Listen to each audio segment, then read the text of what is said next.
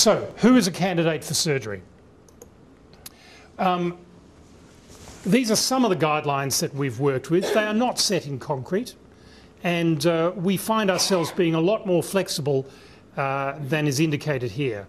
We used to say a BMI of 40, then it dropped down to a BMI of 35 if there is an obesity comorbidity.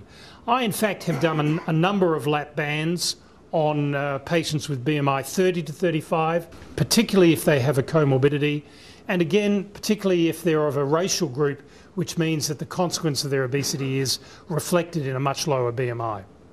An age range of 18 to 65, well, that's gone out the window. I've put a lap band in a patient as young as 14 and as old as 75. So I think there are a lot of adolescents out there who really, really need a lap band and that would change their lives.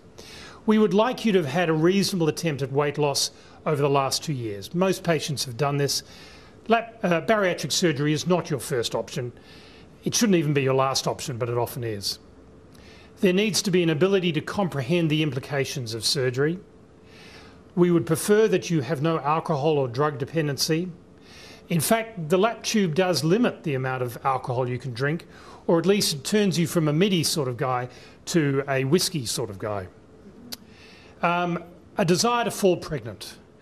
There was a concern that maybe there'd be a problem with pregnancy. One of the advantages of lap band is said is its adjustability during pregnancy so that you can take some of the fluid out and that then allows you to eat a little bit more.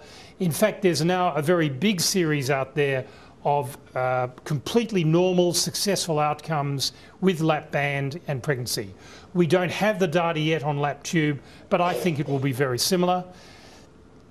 Most women spend the first 3 months vomiting and hardly eating anything in their pregnancies, and they're going to get more than enough nutrition from a lap tube. You have to be careful because not only does fertility increase with weight loss, so does libido. And we've had I think I've been responsible for at least a dozen pregnancies in my patients.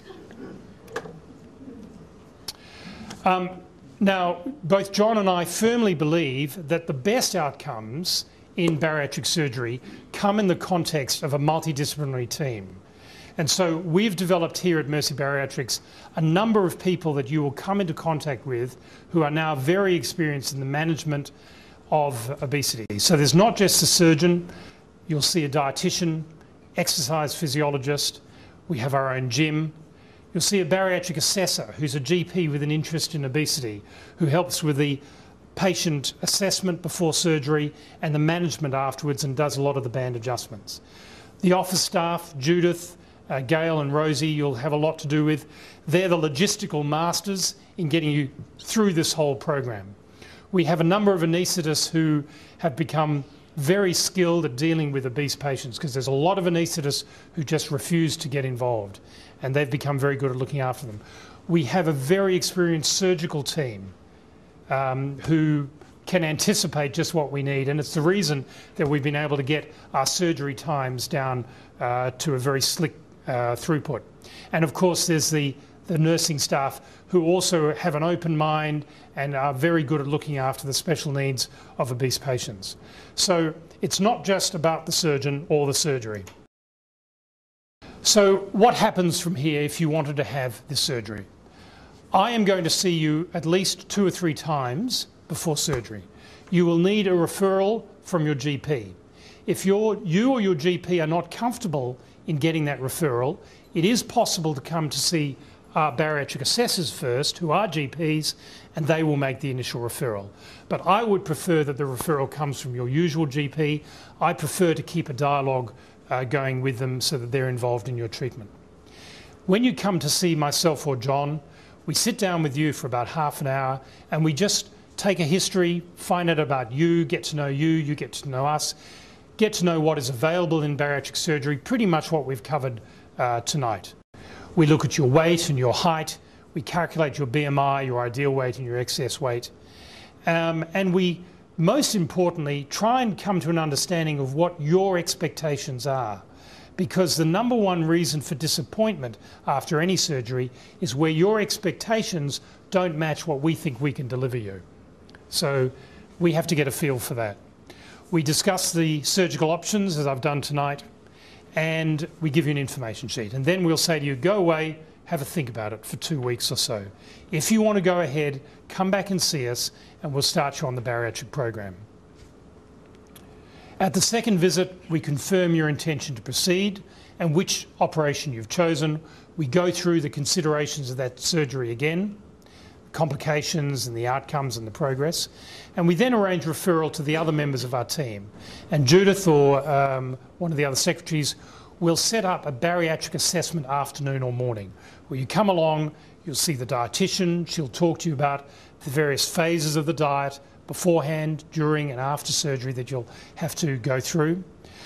You'll meet the bariatric assessor, you'll have a whole lot of blood tests beforehand. Sometimes we need to organise a sleep study to see whether you've got sleep apnea and whether that needs support with a CPAP machine. We talk about the costs of surgery and we provide you with a written quote. Judith can give you more information, but very simply, if you have private insurance, that will cover most of the surgical costs, but you'll still be out of pocket between $2,000 to $3,000 for the whole assessment and treatment. If you don't have private insurance, you're probably looking at between $12,000 and $15,000, depending on the type of surgery that you have. The lap band just to buy costs $3,500, and we fire off $2,000 to $3,000 worth of equipment when we do a lap tube gastrectomy. So there are major costs involved there. We then give you a date for surgery. Usually that's about 4 weeks into the future, and that gives you enough time to complete the assessment process and to complete the very low calorie diet if required. So you come along, you meet the bariatric assessor, he reviews all your investigations, he does some measurements himself. You'll see the dietitian.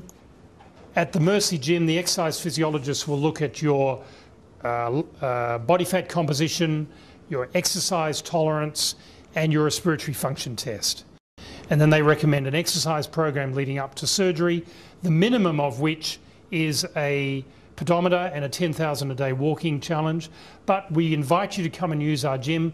One of the reasons I've set it up is I got a lot of feedback from patients. They don't like going to commercial gyms because they're embarrassed. So we have a gym that you can use privately, either personal training, or we have group classes with other patients like yourself, and they are just fantastic because it's like a support group. You're all going through the same thing. At the third visit, which is usually a week or so before surgery, we confirm your intention to proceed. It's a consenting visit, do all the final blood tests, take some photographs, and weigh you for the last time. What can you expect in hospital? Well, for the lap band, you spend 2 days in hospital. For the lap band, 3 days. By the first day, for both the band and the tube, we expect you to be up and about looking after yourself, and you are able to. For the first day, you're on clear fluids, the second day, nourishing fluids, and then you're home either on the second or the third day on those nourishing fluids, which are basically blended foods or soup. And you stay on those for the first 2 weeks, and then we see you. And that's pretty much how I expect you to look the morning after surgery. If you're a lady, you don't want to look like him. And that's an illustration of the diet that we use. Liquids for the first 2 weeks, transition for the lap bands from 2 to 6 weeks.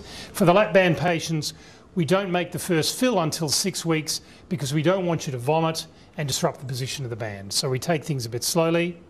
For the lap tube patients, you're pretty well on a normal type of food by 2 weeks. Okay, any questions from that? If you work, how long would you need off after it? When would you be back at work? I think it depends on what your job is. If it was a desk job, you could be back at your desk in a week. If it's a manual work, you'd be best to give yourself 2 weeks off. Well, you know, you could be swimming or walking within a week. In terms of playing contact sport, you'd want to give yourself 2 or 3 weeks, I would think. It probably would hurt to jog until that time. I've got 2 girls who are playing competitive rugby, and they started training at about the 3 to 4 week mark.